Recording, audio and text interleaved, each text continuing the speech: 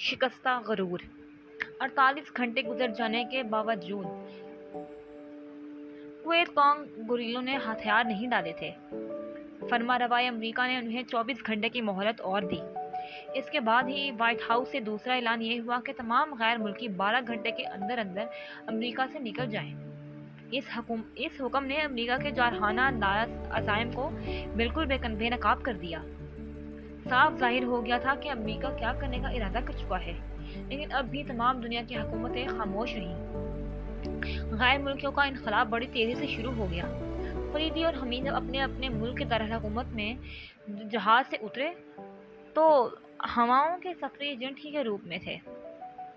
جب وہ ٹیکسی میں بیٹھ کے شہر کی طرف روانہ ہوئے تو جہاز نے فرانسیسی زبان میں کہا، اب مجھے سب سے پہلے نائب صدر سے ملنا ہے۔ شاید آپ وہاں پہنچتے ہی گرفتار کر لیے جائیں۔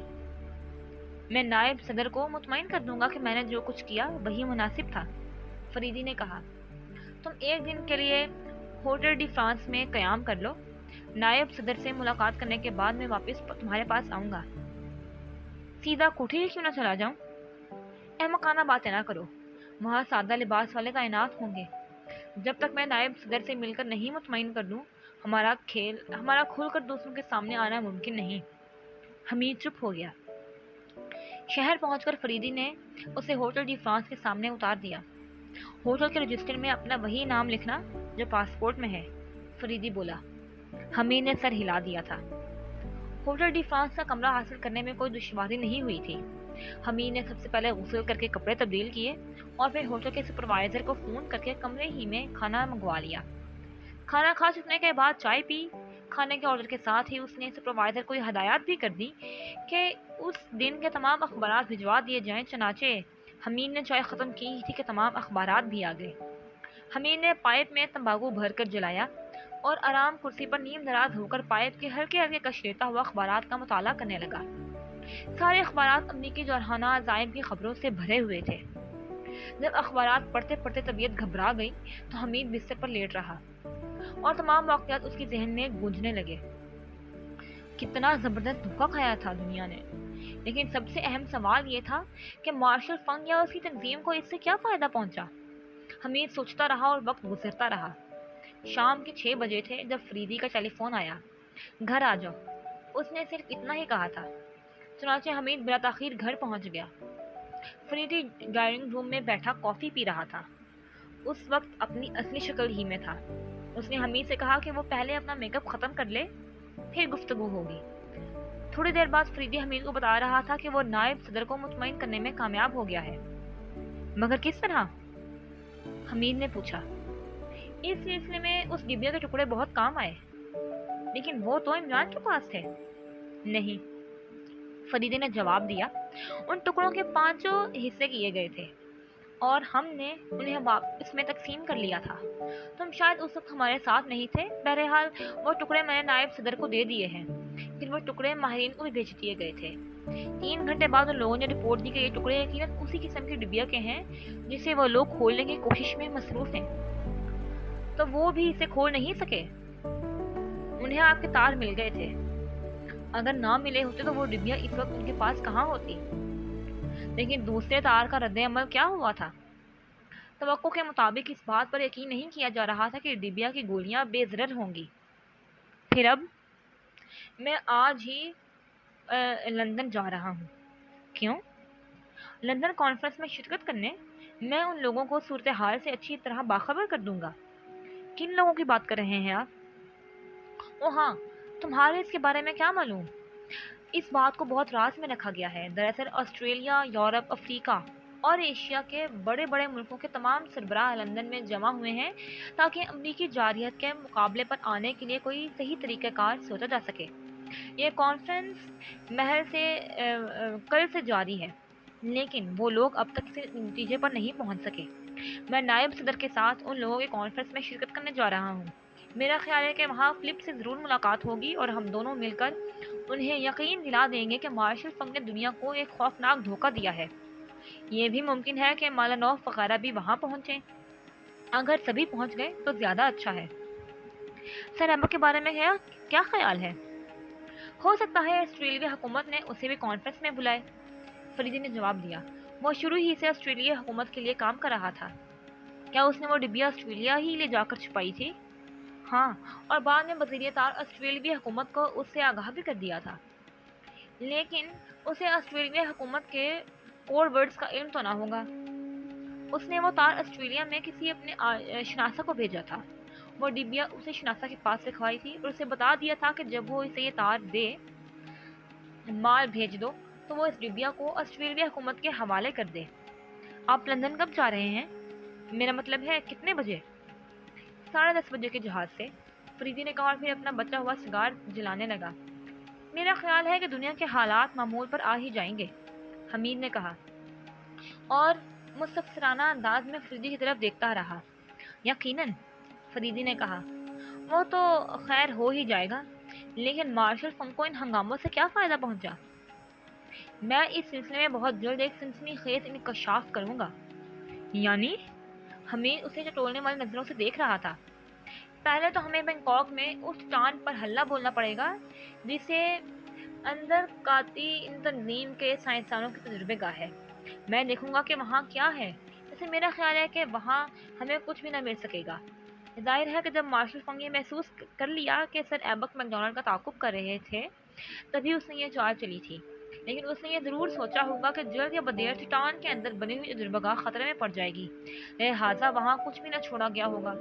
بہرحال ایک سراغ میرے ہاتھ لگ گیا ہے جس کے ذریعے میں اور بہت کچھ معلوم کر سکوں گا۔ دنیا کے حالات معمول پر آ جائیں گے تو ہمیں ایک بار پھر ایک دور دراز کا سفر کرنا پڑے گا۔ قاہرہ ہماری منزل ہوگی۔ قاہرہ؟ حمید نے پلکیں جھپکا کر اسی انداز میں فریدی کی طرف دیکھا جیسے کچھ اور بھی سننا چاہتا ہو، لیکن پھر فریدی کچھ نہیں بولا۔ اس کی نظریں خلا میں گھورنے لگی تھی، وہ کسی گہری سوچ میں ڈوب گیا تھا۔ اسی رات وہ لندن کے لیے پرواز کر گیا۔ اس دوران میں دنیا کی حالت اور زیادہ ابتر ہو چکی تھی۔ کئی ملک قحط کا شکار ہو گئے تھے۔ لوگوں نے اپنا سارا روپیہ بینکوں سے نکلوانا شروع کر دیا تھا۔ امریکی جارحیت کے خوف نے سارا نظام زندگی پلٹ کر رکھ دیا تھا۔ تجارت بازاری کی گرفت میں تھی۔ نفع خودی نے زندگی کا گلا گھونٹنا شروع کر دیا تھا۔ دوسری طرف ویتنامی حریت پسندوں نے زندگی کی آخری سانسوں تک لڑنے کا اعلان کر دیا تھا۔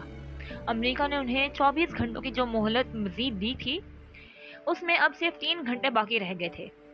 صرف 3 گھنٹے، اور 3 گھنٹے بعد ویتنامی امریکی ہائیڈروجن بموں کی زد میں ہوتا۔ لیکن اس وقت جب صرف 2 گھنٹے باقی رہ گئے تھے، ایک حیرت انگیز واقعہ رونما ہوا جس کی امید ہی نہیں کی جا سکتی تھی۔ یقیناً اب حالات ایک نئی کروٹ لیتے۔ روس کا رہنما کیریبین پر گرجا۔ امریکیوں، عقل کے ناخن لو، تم جس طاقت کے نشے میں غرق ہو وہ ایک فریب ہے، فریب کے علاوہ کچھ نہیں۔ ان ڈبیوں کی گولیاں بے ضرر ہیں۔ اگر تمہیں یقین نہیں تو آؤ انہیں روس پر گرا دو، ایشیا پر گرا دو، افریقہ پر گرا دو، آسٹریلیا پر گرا دو، یورپ پر گرا دو، جہاں دل چاہے گرا دو۔ اب تم کچھ نہیں کر سکتے۔ ہوش میں آؤ۔ اگر ویتنام پر ہائیڈروجن لے کر چڑھ دوڑے تو یاد رکھو کہ تیسری جنگ عظیم شروع ہونے میں ذرا بھی وقت نہ لگے گا۔ اس اعلان نے وائٹ ہاؤس میں ہلچل مچا دی۔ ظاہر ہے کہ اتنا بڑا دعویٰ کسی ٹھوس بنیاد پر ہی کیا جا سکتا تھا۔ امریکی حکمران نے ہنگامی اجلاس طلب کر لیا۔ یہ اجلاس کئی گھنٹے تک جاری رہا۔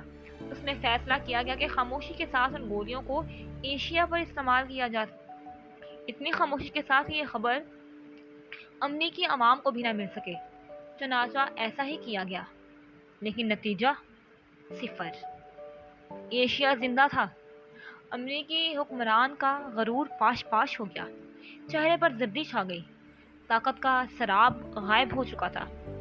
وائٹ ہاؤس سے اعلان کیا گیا کہ امریکہ صلح چاہتا ہے۔ ڈوب مرو تم لوگ، چین کا عظیم رہنما گرجا۔ صلح کیسی جب ابھی جنگ ہی نہیں ہوئی؟ ہم چاہتے بھی نہیں کہ جنگ ہو۔ تیسری عالمگیر جنگ کرۂ ارض کی موت ہوگی۔ ہم کرۂ ارض کو پرامن رکھنا چاہتے ہیں، لیکن اگر تم نے اپنے جارحانہ منصوبوں کو ختم نہ کیا تو یہ جنگ ہو کر رہے گی۔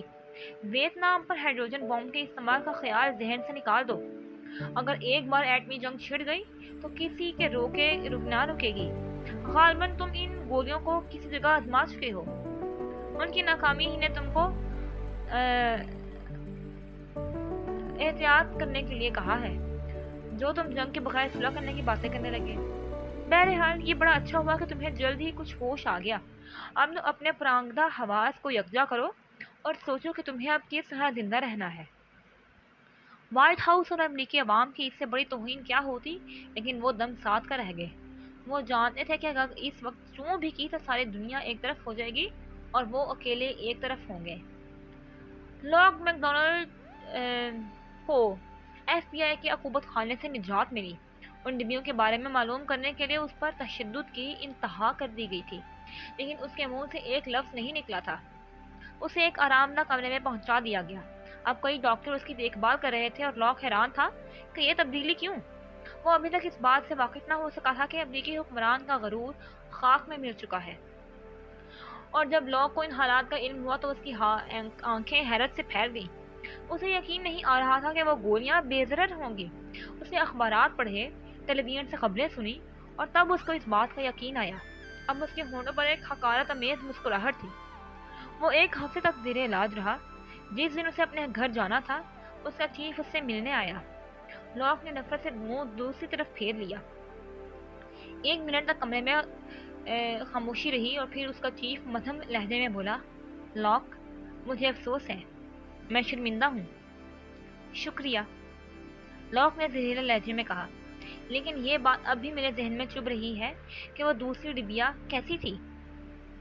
اصل ڈبیا کی نقل تھی جو فوری طور پر اس لیے بنائی گئی تھی کہ دنیا کو یقین دلایا جا سکے کہ ہم نے اسے کھولنے کا طریقہ دریافت کر لیا۔ وہ ڈبیا ایک ایسے مسالے سے بنائی گئی تھی جو پانی میں گھل جاتا ہے۔ اس ڈبیا میں ویسی ہی 2 گولیاں رکھ دی گئی تھیں۔ اور اصل ڈبیا کیسے کھلی تھی؟ یہ حقیقت ہے کہ اس کا طریقہ اتفاقاً دریافت ہو سکا تھا، لیکن پانی میں نہیں بلکہ ایک اور مرکب میں گھلی تھی۔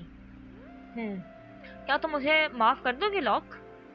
لاک کے چہرے پر غصے کی سرخی پھیل گئی، لیکن وہ کچھ نہیں بولا۔ اسی دن وہ وہاں سے اپنے گھر روانہ ہو گیا۔ 1 ہفتے میں دنیا کے حالات پھر معمول پر آ چکے تھے، مگر لاک نے دیکھا کہ واشنگٹن کی سڑکوں پر نظر آنے والے لوگوں کے چہروں پر کچھ عجیب سے تاثرات تھے، مزمل اور پژمردہ۔ انہیں دیکھ کر لاک کی آنکھوں سے نفرت ابلنے لگی۔ دوسرے دن صبح لاک مینفیلڈ کا استعفیٰ ایف بی آئی کے چیف کے سامنے تھا۔ چیف دونوں ہاتھوں سے سر پکڑ کر بیٹھ گیا۔ لاک اس کے محکمے کے قابل فخر افسروں میں سے تھا۔ نئی مہم۔ اسد کی آمد پر عمران نے خوشی کا اظہار اس طرح کیا کہ کھڑے ہو کر اس سے بڑی گرم جوشی کے ساتھ نہ صرف مصافحہ کیا بلکہ گلے بھی ملا اور صوفے کی طرف اشارہ کرتا ہوا بولا، تشریف رکھیے، تشریف رکھیے۔ شکریہ۔ اسد مسکراتا ہوا بیٹھ گیا۔ فرمائیے، میں آپ کی کیا خدمت کر سکتا ہوں؟ عمران نے ہاتھ ملتے ہوئے کہا۔ مجھے ایکسپو نے بھیجا ہے عمران صاحب۔ ضرور بھیجا ہوگا، وہ اکثر لوگوں کو میرے پاس بھیجتا رہتا ہے اور میں وصول کر کے انہیں احتیاط سے رکھ لیتا ہوں۔ تمہیں بھی رکھ لوں گا انشاءاللہ۔ لیکن ایکسپو نے مجھ سے فون پر کہا تھا کہ مجھے آپ کے ساتھ کوئی نئی مہم پر جانا ہے۔ مہم پر؟ عمران کہہ کر تشویش کن انداز میں اسد کی طرف دیکھنے لگا اور پھر سر ہلاتا ہوا بولا، ٹھیک ہے، لیکن میرا خیال تھا کہ اس مرتبہ میرے ساتھ صفدر کو بھیجا جائے گا۔ میری سمجھ میں نہیں آتا کہ آخر ایکسٹو ہاتھ پیر چھوڑ کر تمہارے پیچھے ہی کیوں پڑا ہوا ہے آج کل۔ میں سمجھتا ہوں کہ شاید وہ مجھے اس طرح ٹرین کرنا چاہتا ہے۔ ارے تو ٹرین کرنے کے لیے میں ہی رہ گیا ہوں۔ آپ سے اچھا ٹرینر ایکسٹو کو اور کہاں ملے گا؟ اسد نے ہنستے ہوئے کہا اور پھر سنجیدہ ہو کر بولا، کیا اس مرتبہ پھر کہیں سی ملک سے باہر جانا ہوگا؟ براعظم سے باہر، عمران نے سر ہلا کر کہا۔ قاہرہ۔ مجھے یہ سن کر بہت خوشی ہوئی، لیکن ہم کس روپ میں جائیں گے؟ نواب فرخ والے چکر چلے گا؟ نہیں، اس مرتبہ اس کی ضرورت نہیں، عمران نے کہا، لیکن ذرا ٹھہرو، میں ابھی تفصیل سے بتا دیتا ہوں، ذرا کرنل فریدی سے کال پر بات کر لوں۔ ٹرنک کال؟ اسد کا لہجہ انزجاجیہ تھا۔ ہاں، کل رات مجھے کرنل فریدی کا تار ملا تھا، میں उस वक्त उसकी ट्रंक कॉल का इंतज़ार कर रहा हूँ। बस इतना ही लिखा था तार में। हाँ, लेकिन कर्नल फरीदी भी अजीब शख्सियत है जनाब। मैंने उनके बहुत से किस्से सुन रखे हैं। ज़रूर सुन रखे होंगे, इमरान ने मुंह बना कर कहा। अरे अरे, तो आपको बुरा क्यों लगने लगा? असद हंसता हुआ बोला। याद आता है, ताऊ आता है तुम लोगों पर। इमरान ने गुस्सीली आवाज़ में कहा। पता नहीं लोग इसे माफुकुल फिक्रत हस्ती क्यों कहते हैं। उसकी वजह यह है कि उसके कारनामे जहन पर छा जाते हैं। क्या आपको इससे इनकार है? इस मर्तबा कौन सा कारनामा अंजाम दिया उसने? इस मर्तबा तो सभी हालात के धारे पर बहते रहे हैं, लेकिन आप इस वाक़े को क्यों भूल गए? जहाज़ वाले वाक़े को। उन डिब्बियों पर मैंने ही कब्जा किया था, लेकिन इसके बाद क्या हुआ था? वही तुम्हारी बात। उस वक्त हालात के धारे से बहना पड़ा था। ऐसी सिचुएशन थी कि मैं अकेला उन डिब्बियों पर काबिज नहीं रह सकता था। लेकिन अगर कर्नल फरीदी ने उस जहरीली सुई के जरिए पॉल को ख़त्म ना किया होता तो आप कुछ भी ना कर पाते। गलत ख्याल है तुम्हारा। तो फिर आपने कर्नल फरीदी से पहले क्यों तदबीर नहीं की? जो तदबीर मेरे जहन में थी वो आखिरी वक्त में ही बरोकार लाता हूँ। कौन सी तदबीर? संग आर्ट। मैंने सफ्तर वगैरह से आपके इस आर्ट के बारे में सुना है ना? मैं बस वही तरकीब करता हूँ। पॉल के गोलियों से बचता हुआ उसे छाप बैठाता, लेकिन मैं चाहता था कि कोई दूसरी तदबीर जहन में आ जाए। संग आर्ट को बुरेकार ला के मैं तो बचा था, लेकिन दूसरे कई मुसाफिरों के ख़त्म हो जाने का एहतमाल था। जो गोलियां मेरे ना लगती वो किसी के लग जाती। कुछ भी हो, उस वक्त तो कर्नल फरीदी ही कामयाब हुआ था। असद ने मुस्कुरा कर कहा। शायद वो इमरान को छेड़ने पर आमादा हो गया था। दफतन फ़ोन की घंटी बजी। लीजिए, शायद उसी की कॉल है, असद बोला। इमरान ने रिसीवर उठाया। असद का ख्याल ठीक ही साबित हुआ। ऑपरेटर ने फरीदी की कॉल इतला दी थी। इमरान ने राब्ता कायम करने के लिए कहा। हल्की सी क्लिक की आवाज़ की सुनाई दी और फिर शायद ऑपरेटर ने फरीदी से कहा, अब आप बात कर सकते हैं जनाब।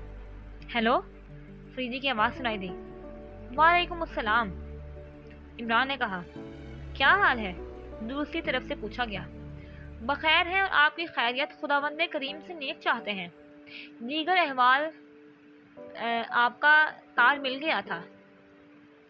भाई अब तक के सारे हंगामे तो बखूबी निपट गए, लेकिन अब मैं सोच रहा हूँ कि मार्शल फंग और उसकी तंजीम के खिलाफ कोई ठोस इकदाम किया जाए ताकि ये ख़तरा हमेशा के लिए ख़त्म हो। बड़ा नेक ख्याल है जनाब। अगर मुतहद होकर इस सिलसिले में कोई कदम उठाया जाए तो अच्छा रहेगा। इसीलिए मैंने तुम्हें फ़ोन किया है। मालानॉफ, सर एबक, फ्लिप और लॉक से भी गुफ्तगू कर चुका हूँ। लॉक ने अपने महकमे से अलहदगी इख्तियार कर ली है, और हाँ, दूसरी ख़ास बात यह कि लॉक ने अपनी डिबिया अपनी हुकूमत के हवाले नहीं की थी। वो एक और ही चक्कर था। मुलाकात पर तफसील से बताऊंगा। लॉक अपने महकमे से अलग हो चुका है, लेकिन उसके कॉल के मुताबिक उसे हम लोगों के साथ काम करके खुशी होगी। उसे खुशी होगी तो हम भी खुश हो जाएंगे। कन्फ्यूशियस ने कहा है कि सुनो, पहले मेरी बात सुन लो। कन्फ्यूशियस के अक़वाल फिर कभी फुर्सत से सुनाना। तो फिर तुम तैयार हो हम सबके साथ मिलकर काम करने के लिए? ज़रूर ज़रूर। गुड। मैं सोच रहा था कि शायद तुम तैयार ना हो। खैर, अब हम सब किसी एक जगह जमा होंगे। अभी मैंने ये सोचा नहीं कि किस जगह जमा होंगे। तारीख, वक्त और जगह के बारे में फ़ैसला करने के बाद मैं तुम्हें बज़रिए तार इतला दे दूँगा। ठीक है? बिल्कुल ठीक है। खुदा हाफिज़। वालेकुम हाफिज़। इमरान ने मुंह बनाकर रिसीवर रख दिया। क्या बात हुई?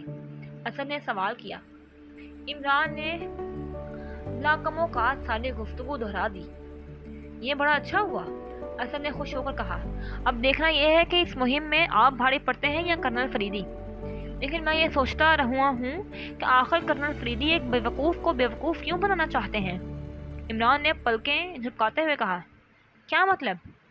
वो ज़रूर कोई गहरी चाल चल रहा है। मैं अभी आपका मतलब नहीं समझ सका। वो उन आदमियों में से नहीं थे जो किसी मामले में किसी की मदद हासिल करना चाहिए। वो अकेले काम करने का आदी है। ओह, असद ने पलकें झपकाते हुए कहा। तो फिर कुछ भी नहीं। क्या आप तार का इंतज़ार करेंगे? ला हौल वला कुव्वत। तुम क्या चाहते हो कि मैं खुद कर्नल फरीदी को इस बात का मौका दूं कि वो मुझे बेवकूफ़ बना दे?